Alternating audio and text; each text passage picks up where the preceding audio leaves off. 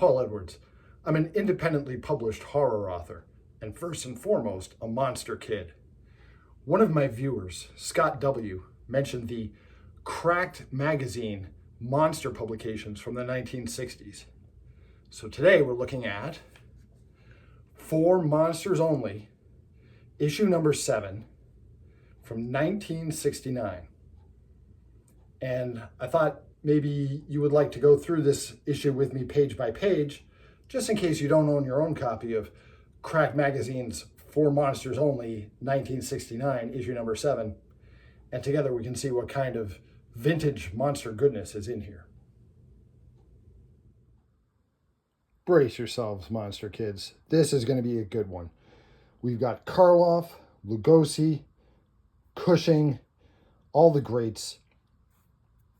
This publication, of course, For Monsters Only, is an imitator of the very successful Famous Monsters of Filmland, which by this time, 1969, was selling like hotcakes.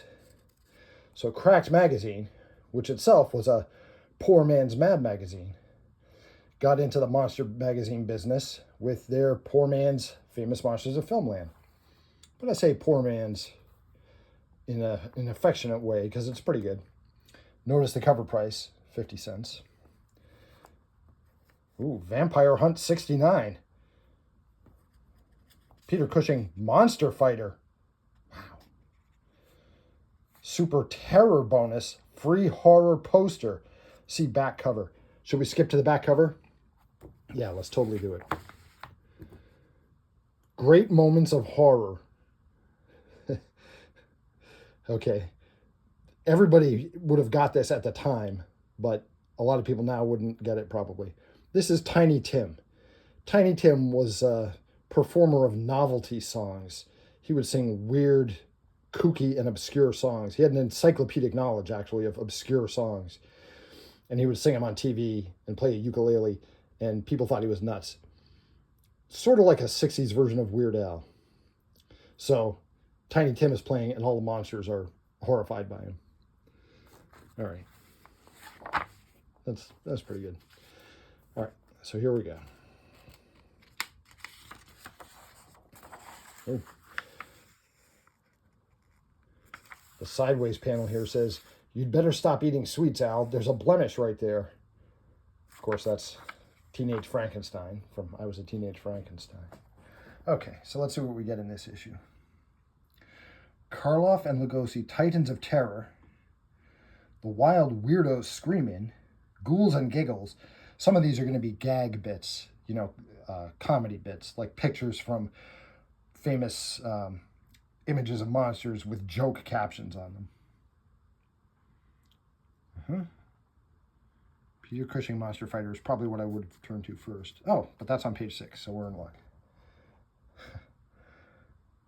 Not sure how Baby Rodan got in here. Oh, and the Amazing Colossal Man. Okay.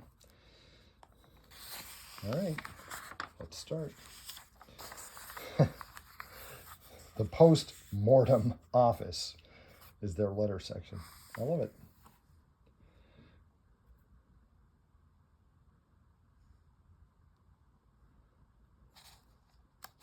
Okay. Whoa. Look what some kid drew.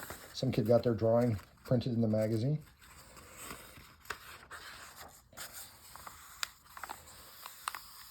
Peter Cushing, distinguished British actor, probably is best remembered now as playing Grand Moff Tarkin in Star Wars, but he had a really wonderful movie career in England prior to that, and he starred in an awful lot of the Hammer films.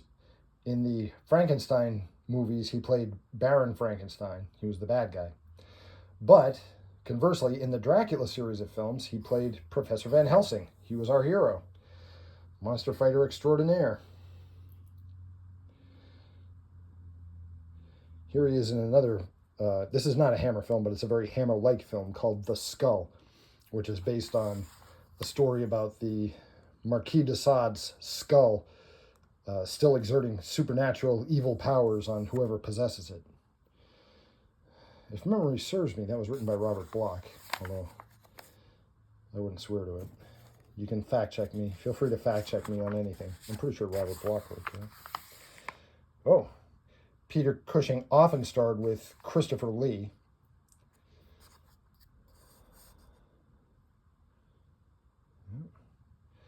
The Evil of Frankenstein.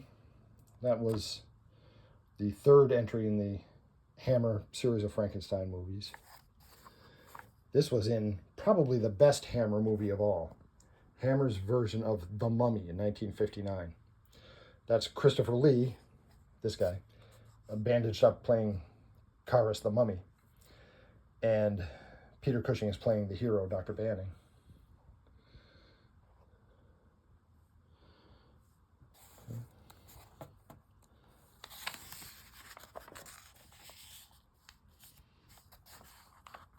This is back to the skull.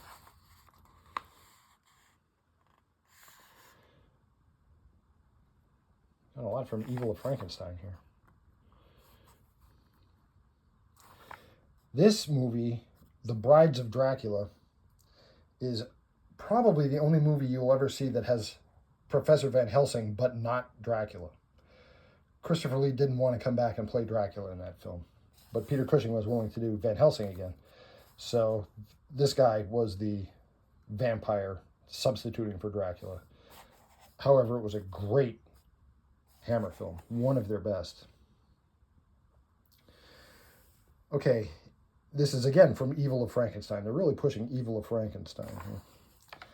And this must have been the most current one when the issue came out. When Hammer made their first Frankenstein movie, Curse of Frankenstein, they didn't have the rights to use the Frankenstein makeup that Boris Karloff wore in the Universal 1931 Frankenstein. So they came up with a completely different look for the Frankenstein monster, who was played by Christopher Lee also. But they didn't have the rights to the Universal Frankenstein makeup for that picture. But by this time, Evil of Frankenstein, the third film, they had made a special deal with Universal so that they could use the likeness of Frankenstein from the Universal films, although you be the judge of how close they did or didn't come. But that was the makeup that they put on Kiwi Kingston for this picture.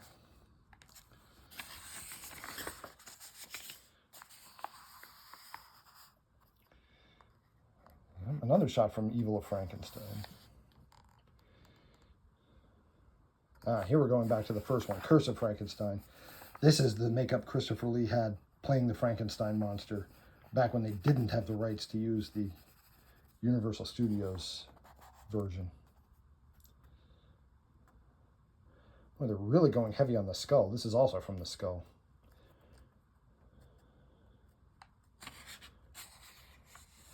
Okay, so already you're starting to notice a pattern here. There's only been, I think, 5 movies that they've shown pictures from in this whole article. They're showing a ton from Evil of Frankenstein, a ton from the skull. They've got a couple in here from Brides of Dracula. But Peter Cushing had been in plenty of other movies, plenty of other horror movies. My guess is the publication probably had to pay more for each movie they were taking images from.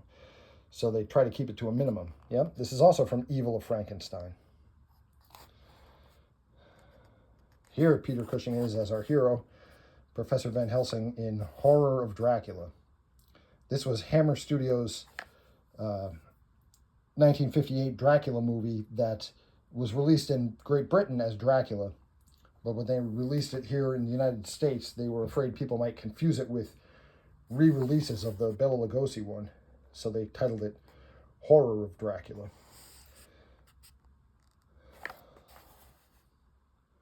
Dr. Terror's House of Horrors was probably the best of the anthology horror films that Hammer Studios did.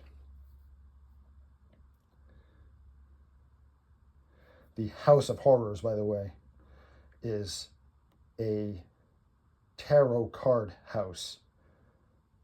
The tarot cards are being read to a group of train passengers one by one, and their terrible fate is revealed to them each. So Dr. Terror's House of Horrors is not a physical house.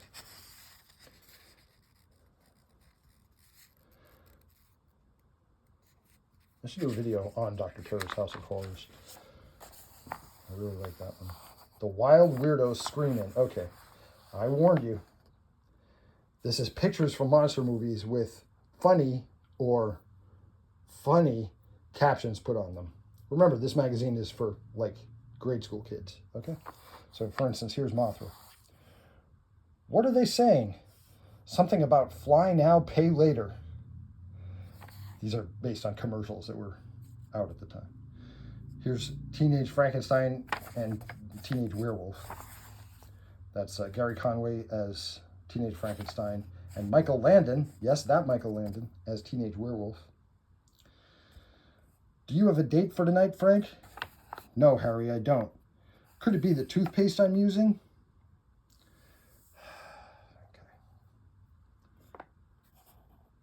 Okay. Okay, now this one is actually funny. This one is actually funny. Here's a guy standing over an open grave, and the epitaph says, Henryk Toleslawski. And the guy says, finished at last. Now to go find Henryk Toleslawski. Come on, that's funny. Come on. That's pretty good. Listen, that's way better than most of the ones they do in here. Here's from War of the Colossal Beast. That's the disfigured version of the Amazing Colossal Man. It's funny, but when I was playing college football, I seemed to block punts with only the right side of my face. Nah. That's not so good. They should have put this one last, because that's the funniest. Sorry about that, Count Dracula. I didn't know you were developing film in there. Well, I'm not sure how many people would even get that today. It had to be in a dark place to develop film. Step right up and meet the new president of Transylvania's City Council. Howls at Midnight. This is just the same gag again, repackaged. Don't scream, lady. I'm just trying to sell subscriptions for beauty magazines. Oh my gosh. You car hops are all alike. You always want a big tip. Oh my gosh. Remember I told you in my Beast with Five Fingers movie that they would put crawling hand scenes in anthology films? Well, that was one of them. That was from Dr. Terror's House of Horrors. All right. You can never get enough Hunchback of Notre Dame. Whoa. Nice. That's a great shot.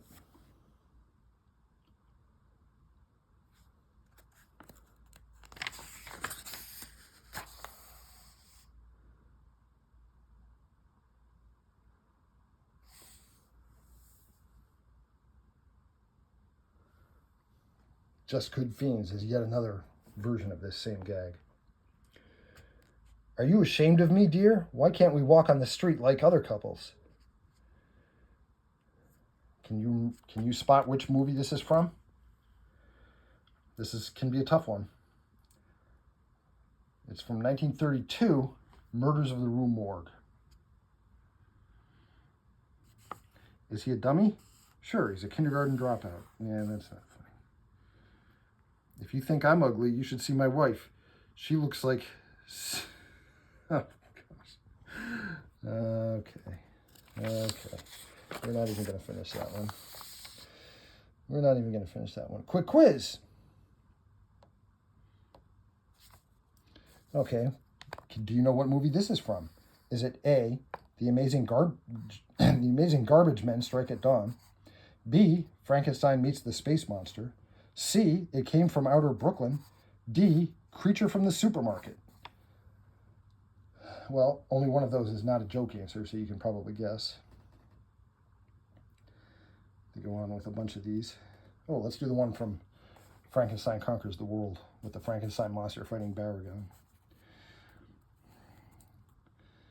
This is the motion picture. Is it A, Frankenstein Conquers the World? B, The Curse of Little Red Riding Hood? C, 20,000 Leagues Under the Sink? D, The Hunchback of Notre Dame Drops a Pass? Oh my gosh. And just in case you can't figure it out, they give you the answers upside down.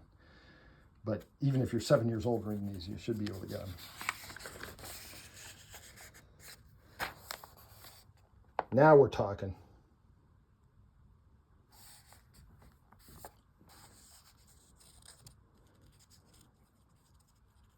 This is the way Lugosi looked in Black Friday, where he played a gangster. This is from Devil's Island. So Karloff and Lugosi starred in about a half dozen films together. Maybe a little more than that. One of them, probably my favorite, is Black Friday, which is a spooky crime movie.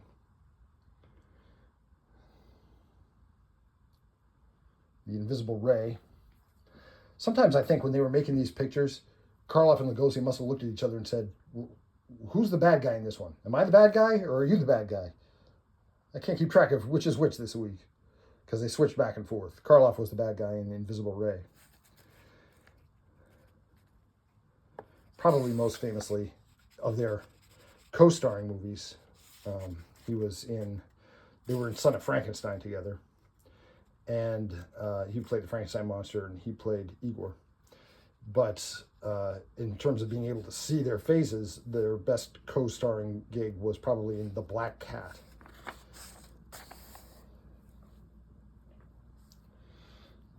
Oh, we're back to Black Friday. This is from The Raven. Poe's The Raven, loosely, was the inspiration for this film. Bela Lugosi is an insane doctor who intentionally disfigures this criminal, played by Boris Karloff, and says he'll only restore his face if Karloff does everything he says. So he turns him involuntarily into his brutish henchman. You'll find out. Actually, Lugosi's role in You'll Find Out was not big. Oh, speak of the devils, this is from Son of Frankenstein. Boris Karloff as the Frankenstein monster, and Bela Lugosi as Igor in arguably his greatest performance. I know he was great in Dracula, but he was just so good as Igor. I understand when people say that Igor was his best role. Although I also liked him as Murder LaGrange in White Zombie.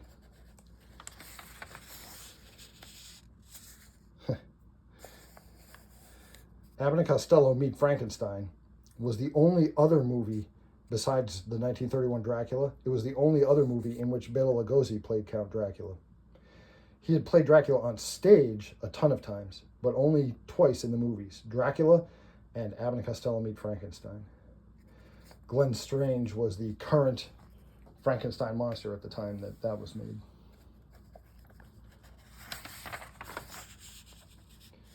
You'll Die Laughing. Again, you've got the idea by now, I'm sure. Same gig. Okay, hubby dear, the vacation is settled. Instead of the beach, we'll spend 2 weeks in a cave. Yeah, all right. That's not great.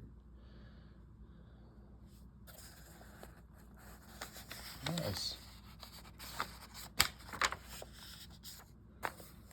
Oh, you can't have one of these issues without having Godzilla show up at least once. This sure is the most unfriendly town I've ever been in. Oh, this is from Destination Inner Space. Don't let him in. His surprise birthday party isn't ready yet.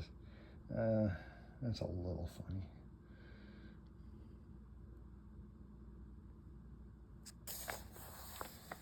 Whoa.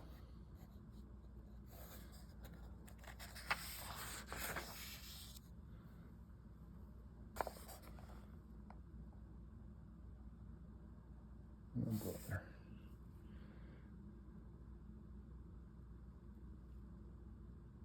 Mm-hmm.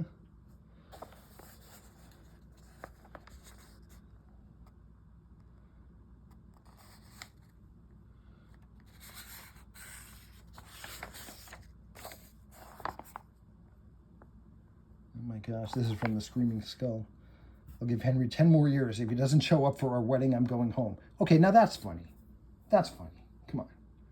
That's not that bad. Nah.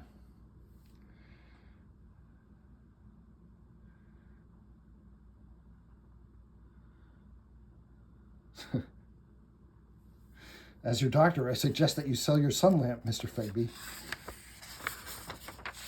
That's Basil Rathbone, opposite Vincent Price.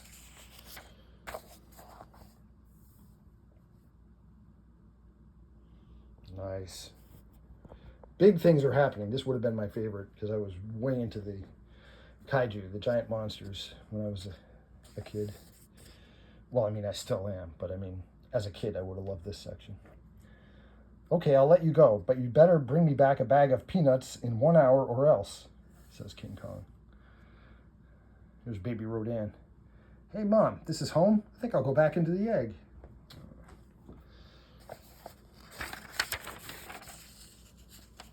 The Transylvanian Grab Bag.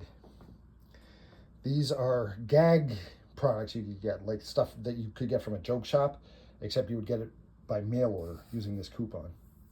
So you get a fake lit cigarette, hot pepper gum, you know, you give it to your friend and it ends up tasting like hot pepper. A rubber hot dog.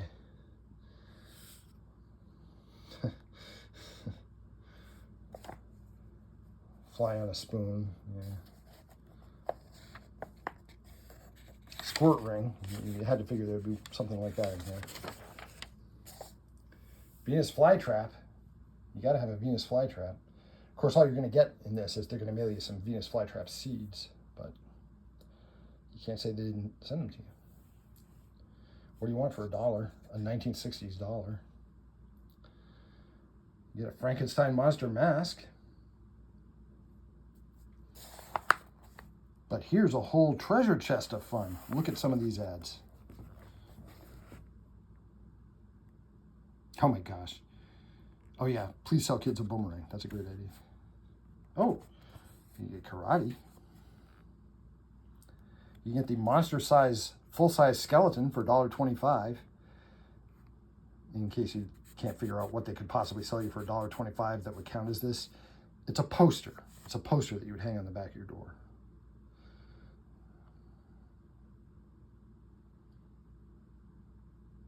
Nice.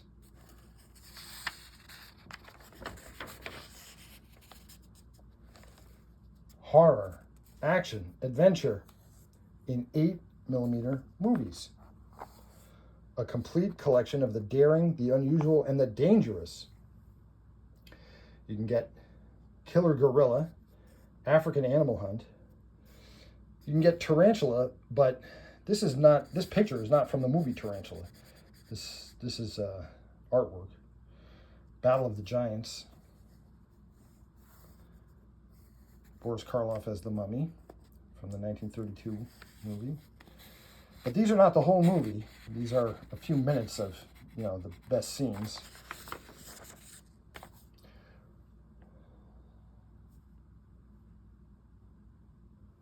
Yep.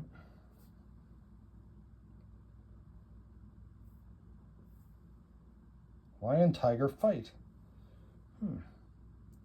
Abbott and Costello meet Dr. Jekyll and Mr. Hyde. I'm not sure that there's 10 minutes worth of footage that I would want to see in The Creature Walks Among Us. I guess maybe the first 10 minutes. The part where they're back in the Amazon is pretty good. But most of the movie I could do without. Yeah, you gotta have a monster eye. And terror teeth. And monster fingernails. But here's what you really want. You know you want it. Monster-sized monsters. Only $1, full 6 feet tall. Of course, this is a poster. It's not a three-dimensional figure. It's a poster of the Frankenstein monster that you could put on the back of your bedroom door and, you know, stare at night and be afraid of.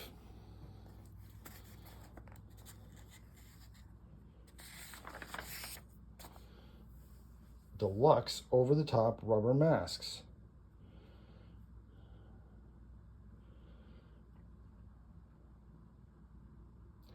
I'm not loving the fact that they're not showing you a photograph of the mask.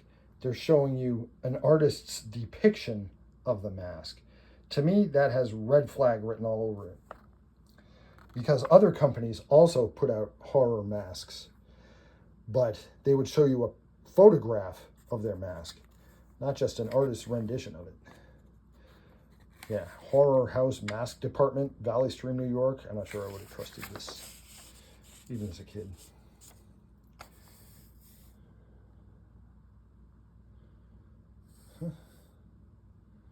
If you've ever seen the artwork on a Rob Zombie album, he grew up, reading this kind of stuff too.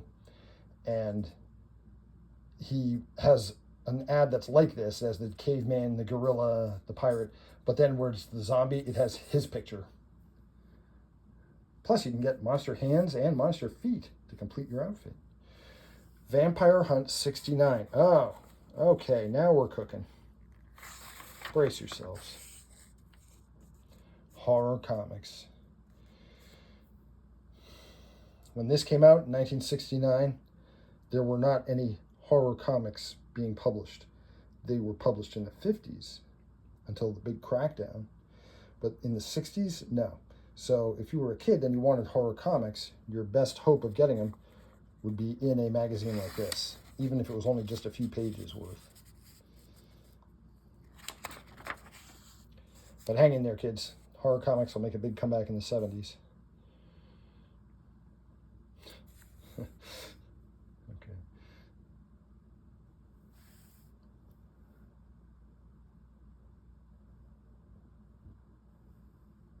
Nice.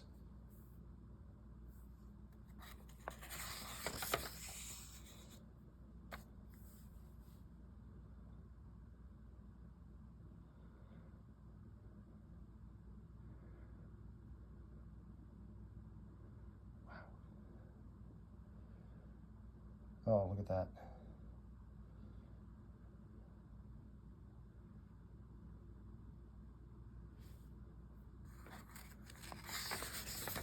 Oh, you sure get your money's worth here. Part 2, Vampire Hunt 69.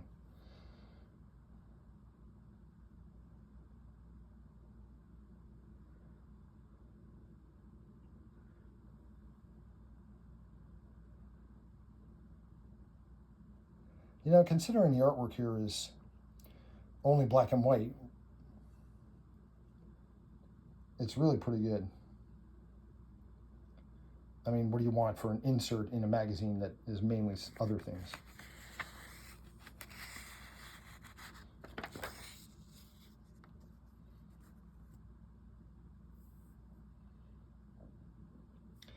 Transformation of Count Dracula into a bat. We see you there, Drac. We see you there.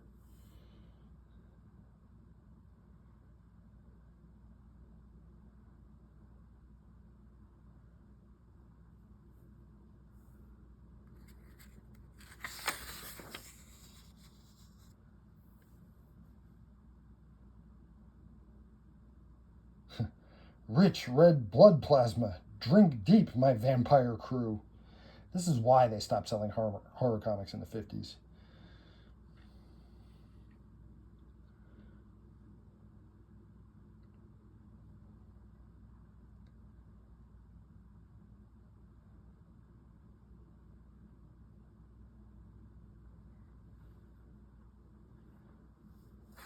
Oh, here comes the big showdown.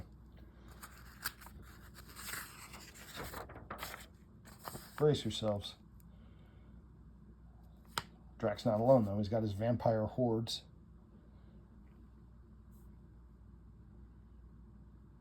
Oh, so you're reading along. The humans start shooting at the vampires. Dracula says, "You cannot harm us, fool." "Silver bullets can, my friend." Ha! They tricked you.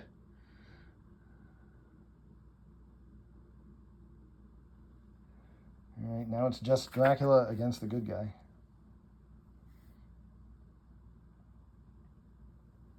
Oh, no, here come his reinforcements.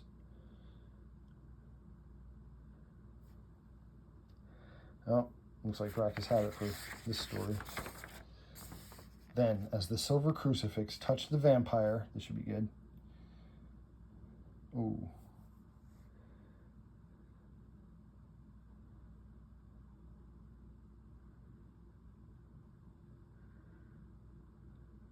And he's beaten yet again. Oh, and guess what? we're at the end of the magazine because this is the inside back cover. One last dad joke on a monster picture. Are you ready? Here comes my blind date. Oops, there she goes, running the other way. All right, not their best work. But this was For Monsters Only, issue number 7 from 1969. Listen, if you enjoy vintage horror and classic monsters, you would love my book series, the Mourner's Woods books. They're for sale on Amazon.com. It's a series of books set in a haunted forest. All different characters in each book. They can be read in any order. I have different monsters and different stories. And I sell them as cheap as Amazon will allow. So it's 99 cents for an ebook. They're also available in paperback and in audiobook. My name again is Paul Edwards. My books are the Mourner's Woods books.